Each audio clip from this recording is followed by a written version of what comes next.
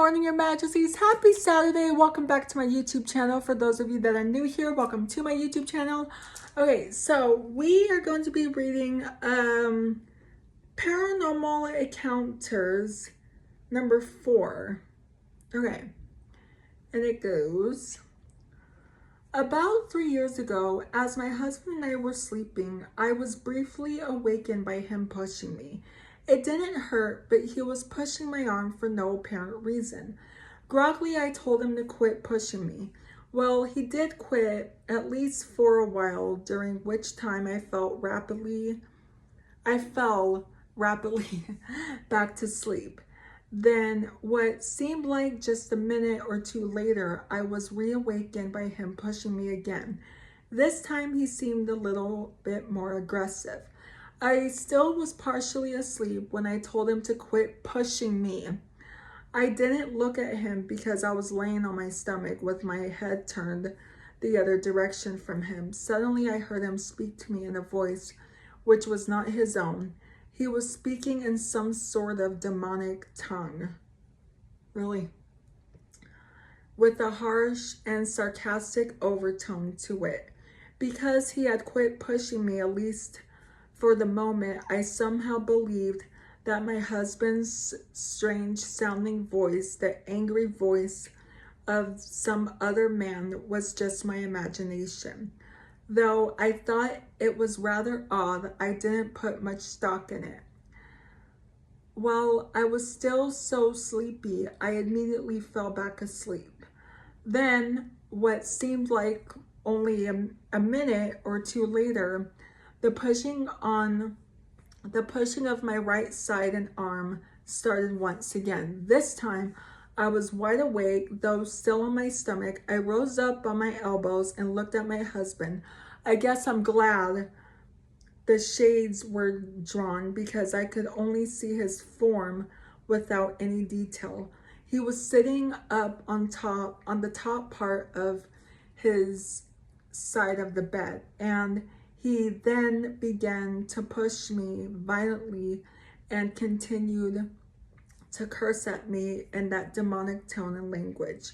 I was so scared that I immediately flew out the door and into the living room.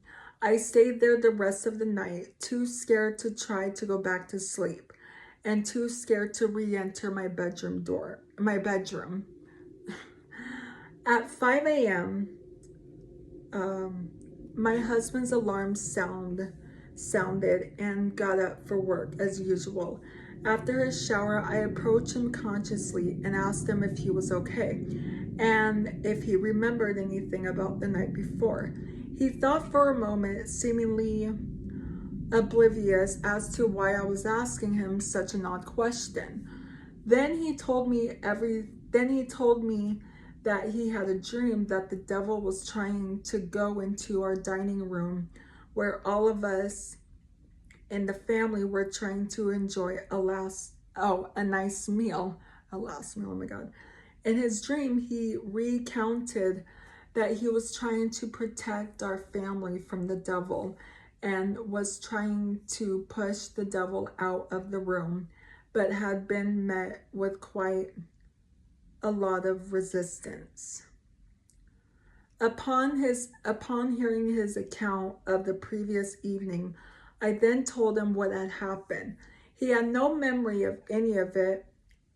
Immediately, he and I got on our knees to God and prayed that he would keep Satan away from us and our household.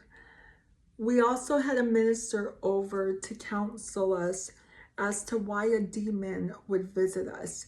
He had no answer but prayed with my husband and I that God would rebuke Satan and his demons. It must have worked because we have not had any other demonic encounters. Well, that's good. Yeah, that's really good.